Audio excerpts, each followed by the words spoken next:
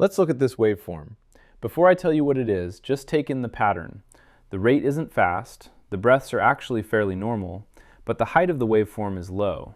The end tidal CO2 number might be 15, 18, maybe low 20s, and that's our first clue. This isn't hyperventilation. This is low CO2 delivery to the lungs. And whenever CO2 is low but the respiratory rate looks normal, I want you thinking upstream. Something is preventing CO2 from even reaching the alveoli. There are three big global considerations: metabolism, cardiac output, and ventilation, and this one is almost always tied to the first two. Metabolically, the body might not be producing much CO2 at all. That happens in things like hypothermia, profound shock, or end-stage metabolic collapse, where the cells are barely firing. Cardiovascularly, the heart may not be delivering CO2-rich blood to the lungs.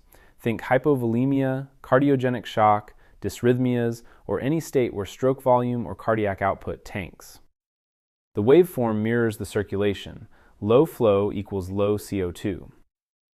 Respiratory causes are less common here, but can show up when the patient is taking small tidal volumes, shallow breathing that doesn't move enough CO2 per breath, even if the rate looks okay.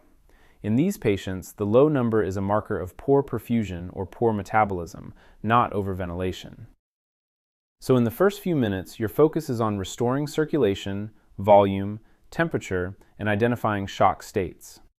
End tidal CO2 here is an early warning sign, one that often drops before blood pressure does.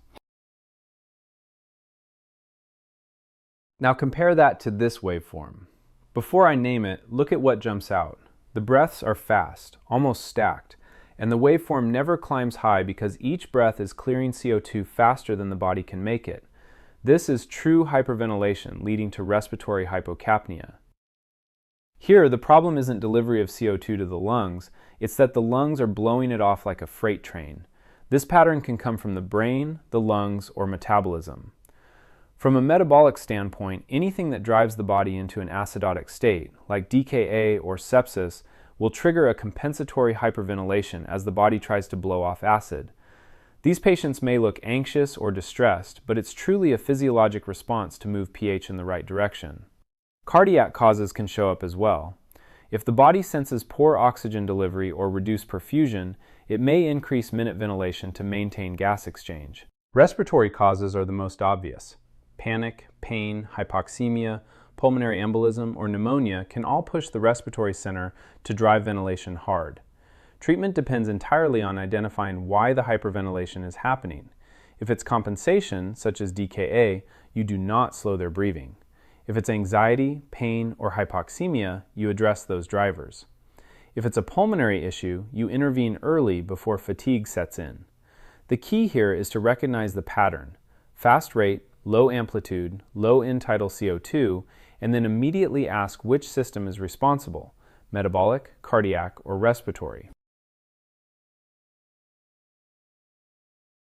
Thanks for watching. If you found this helpful, go ahead and like the video and subscribe to the channel so you don't miss the next one. And if you want the full masterclass, along with tons of other high-yield medical education, visit academy.emergeprep.org. And I'll see you in the next lesson.